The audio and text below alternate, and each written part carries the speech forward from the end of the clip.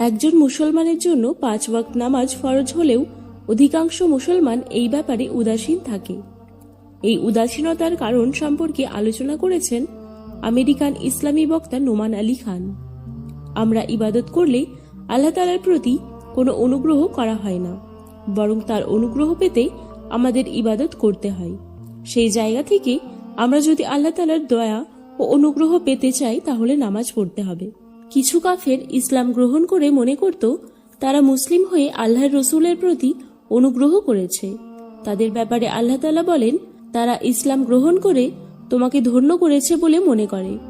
বলো, তোমাদের ইসলাম গ্রহণ আমাকে ধন্য করেছে মনে করো না, বরং আল্লাহ তাআলা ঈমান অর্থাৎ বিশ্বাসের দিকে পরিচালিত করে তোমাদেরকে ধন্য করেছেন, যদি তোমরা সত্যবাদী হও।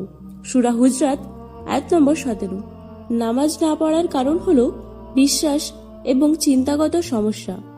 এই সব বিষয় তুলে ধরতে নোমান আলী খান 2টি কারণ তুলে ধরেন।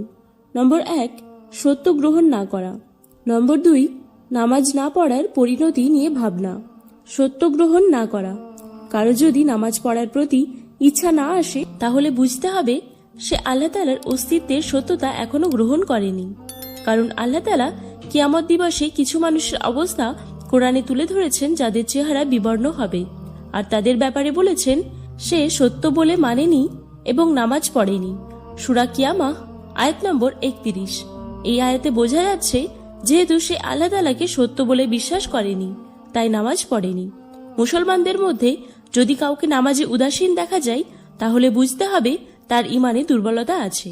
নামাজ না পড়ার পরিণতি নিয়ে ভাবনা। মুসলমানদের মধ্যে এমন একটি প্রবণতা আছে যে নামাজ পড়তে হবে জাহান্নাম থেকে বাঁচার জন্য, আল্লাহ তাআলার রাগ ও ক্ষোভ থেকে বাঁচার জন্য, কিয়ামত দিবসে জবাবদিহিতা থেকে বাঁচার জন্য। প্রকৃতপক্ষে নামাজ পড়তে হবে কোনো নেতিবাচক বিষয় থেকে বাঁচার জন্য নয়, বরং নামাজ পড়লে কি কি উপকার হবে সেটার দিকে লক্ষ্য রাখতে হবে। আল্লাহ তাআলা মানুষকে যখন সৃষ্টি করেছেন তখন থেকেই মানুষ ও আল্লাহ তাআলার মাঝে একটি সম্পর্ক তৈরি হয়েছে। সেই সম্পর্ক ধরে রাখার জন্য নামাজ পড়তে হবে, কারণ পৃথিবী ও আকাশ যখন থাকবে না তখনও তিনি থাকবেন। তার সাথে সুসম্পর্ক বজায় রাখা গুরুত্বপূর্ণ। এছাড়া নামাজ আরও অনেক উপকার দেয়। গুনাহ মাফ করে, অন্যায় ও অশ্লীল কাজ থেকে বাঁচিয়ে রাখে। এই ব্যাপারে আল্লাহ তাআলা বলেছেন, নিশ্চয়ই নামাজ অশ্লীল কাজ ও মন্দ কাজ থেকে বিরত রাখে, আর অবশ্যই আল্লাহর স্মরণ সর্বশ্রেষ্ঠ। তোমরা যা করো আল্লাহ তা জানেন। সূরা আনকাবুত আয়াত নম্বর 45। প্রত্যেক মুসলমানের উচিত নামাজের প্রতি যত্নবান হওয়া।